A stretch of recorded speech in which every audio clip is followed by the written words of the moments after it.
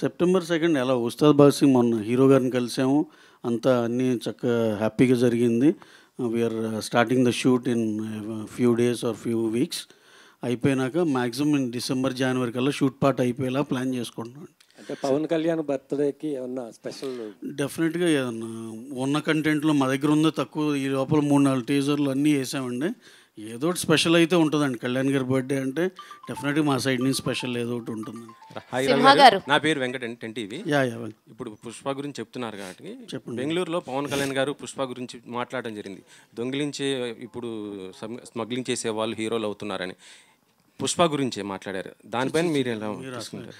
కళ్యాణ్ గారు ఆ కాంటెక్స్ట్లో మాట్లాడారు, కానీ ఇది అనవసరంగా మనం దీనికని దానికని అప్లై చేసుకుంటాం కానండి.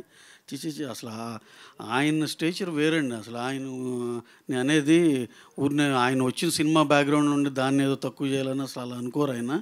అదేదో కాంటెక్చువల్గా అలా ఫ్లోలో అలా వచ్చింది అంతే. మనం దానికి మనం ఏం చేస్తాం, దానికి అంటించుకుని ఇది ఆయన ఇలా అన్నారేమో అనుకుంటున్నాం, కానీ అసలు అలా ఇదే కాదండి. ఇప్పుడు జనసేన వాళ్ళు కొద్దిగా టార్గెట్ పెట్టారు కదా మొన్న. అల్లు అర్జున్ కాంప్లికేటెడ్ అంటే ఇప్పుడు ఈ ప్రాబ్లమ్ సాల్వ్ చేసుకోవాల్సిన అవసరం ఉంది కదా సార్. బొలిశెట్టి ఆయన మాట్లాడటం, ఇంకొక ఆయన కూడా మాట్లాడటం, గన్నవరం అతను జనసేన. ఇవన్నీ సార్, ఇవన్నీ సినిమా వచ్చే మందుల దాకే ఉంటాయండి. సినిమా చూసినాక మళ్ళీ అందరం ఒకటేగా అన్నట్టే ఉంటుంది. అసలు ఇలాంటివన్నీ చూడలేదండి గతంలో. ఎంతోమందికి ఎన్నో రకాలుగా సినిమా బాగుంటే అన్నీ బాగానే ఉంటాయండి.